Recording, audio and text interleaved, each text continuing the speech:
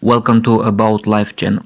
Before you start watching the video, I want to ask you to help develop and subscribe to my channel. You will not be difficult and I am pleased.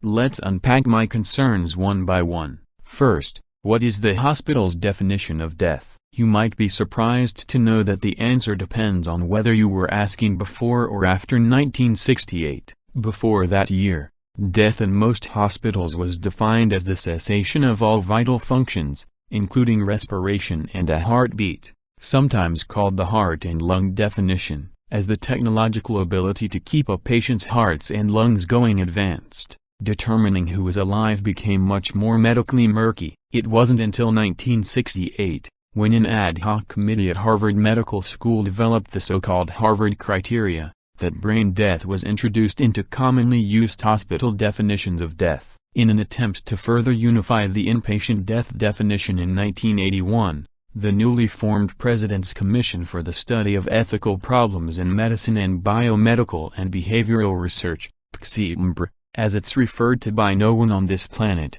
recommended that all states adopt the Uniform Determination of Death Act, UDA. The UDA asserted that an individual who has sustained either 1. Irreversible cessation of circulatory and respiratory functions, or 2.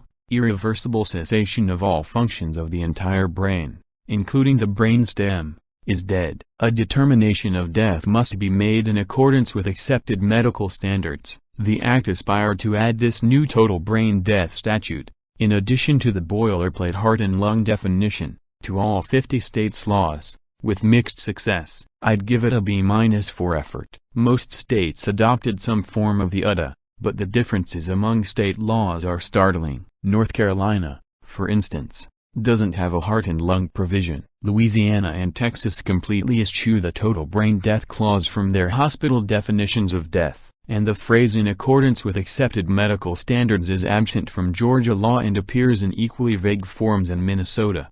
Generally accepted medical standards, Maryland, ordinary standards of medical practice, and Florida, in accordance with currently accepted medical standards. I defy you to find 10 doctors who can agree on what constitutes generally accepted or ordinary standards of medical practice, much less decree whether cessation of all functions of the entire brain, including the brainstem, is absolutely necessary to define death. It's not impossible to get hospitals, states and even countries to agree on protocols or medical definitions. Think about systemic inflammatory response syndrome, SIRS, and its cousin sepsis. SIRS is a clinically measurable, systemic state of inflammation that can affect multiple organ systems in the body, and when that life-threatening organ dysfunction is caused by a dysregulated response to infection, it is called sepsis. SIRS is defined as having at least two of the following 4 criteria: a white blood cell count less than 4,000 per cubic millimeter or greater than 12,000/M3, a temperature below 36 degrees Celsius or above 38 degrees Celsius, a heart rate greater than 90 beats per minute, and a respiratory rate greater than 20 respirations per minute.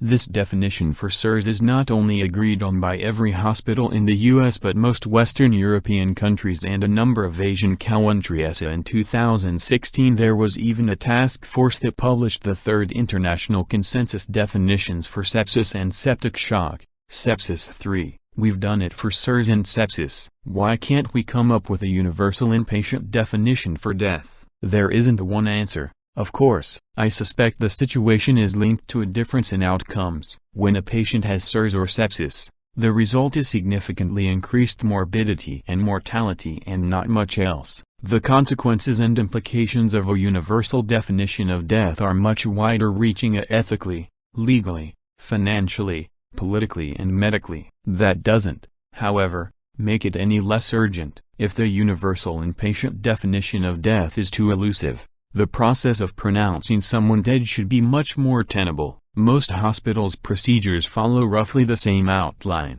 The Stanford University School of Medicine's palliative care department believes that checking for a pupillary light reflex and performing sternal rubs are completely unnecessary and can cause needless trauma to the family members bearing witness. In Stanford's eyes, according to its website, The pronouncement of death is more a solemn ritual, the importance of which transcends the business of certification, and it may formally give permission for loved ones to grieve. The Department of Veteran Affairs, Birmingham, Atlanta Geriatric Research Education and Clinical Center in Alabama informs physicians they should spend much more time determining the individual relationships of every family member to the patient they are preparing to pronounce and should confer very little time on the pronouncement itself. Contrast those approaches with the original protocol developed by the Harvard Committee, which, as described in a 2017 paper by neurologist Ariane Lewis and her colleagues, included ensuring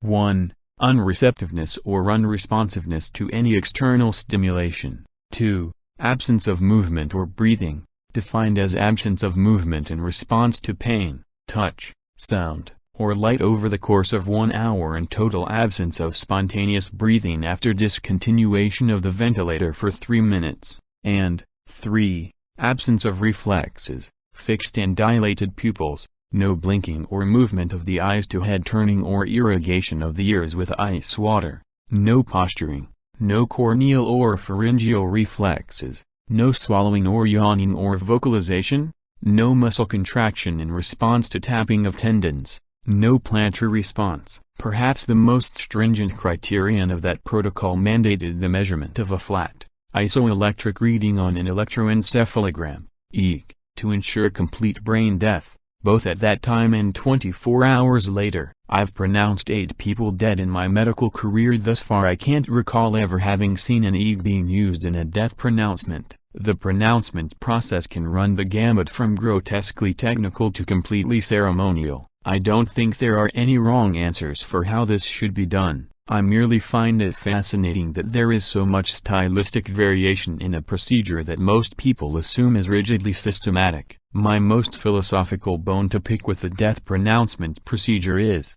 admittedly, a personal one that may not bother other pronouncers in the slightest. I have a problem with the clerical concept of time of death. When physicians pronounce a patient dead, those words are legal language that create legal consequences. Think of the phrases "I now pronounce you husband and wife" or "you are under arrest" and how they transform the lives of the subjects of those pronouncements. When the doctor declares someone deceased at a specific time, only then are they legally dead, even if, in reality, they might have died 20 minutes prior. That gap in time between when a patient actually passed away and the time recorded on a death certificate has always haunted me. I understand the administrative commitments of a hospital and don't begrudge any healthcare workers for how or when they choose to accomplish this somber task. But I've consistently found it strange that a death pronouncement can be delayed by how many other patients the on-call physician happens to be juggling that night, by whether the electronic health record system requires documentation before the pronouncement, or simply if the doctor decided to take the elevator versus the stairs to the patient's room.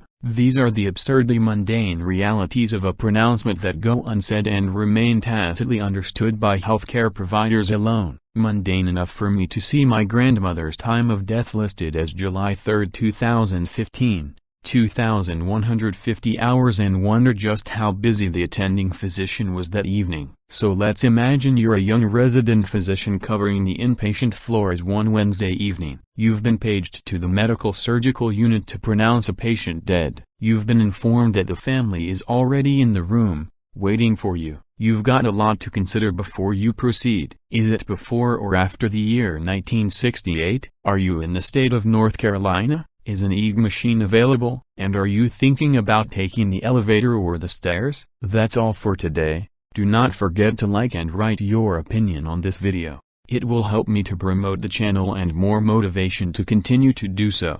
Thank you very much for watching. Good luck to all of you in life.